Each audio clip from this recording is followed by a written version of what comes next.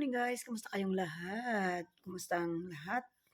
Lalo na dyan sa Pilipinas. Hello everyone! Kumusta kayo? Ayun. Ngayon busy ako ngayong araw na to kasi maglalagay ako ng Christmas decor. Nabili ko na lahat kahapon at ngayon ko lang ilalagay yung iba. At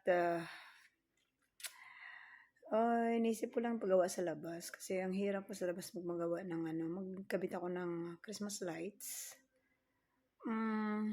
Tulungan ako ni Mister pagdating niya galing sa check-up. So, ayun. Ang gagawin ng Lola Bes ngayon ay magkakabit siya ng Christmas decor and Christmas lights sa labas. Kasi sa 20 mag-birthday si Mister, kailangan maayos ko na dito guys. Kasi siyempre mga bisita nga darating, no? So, kailangan talagang maayos natin yan. Kasi ang mga kapatid, ang mga anak ay darating. Walang gagawa niya kundi si Lola Bel. So, yun, hindi naman ako sasama kay Mr. ngayon sa kanyang check-up at siya na daw muna, kaya niya naman daw.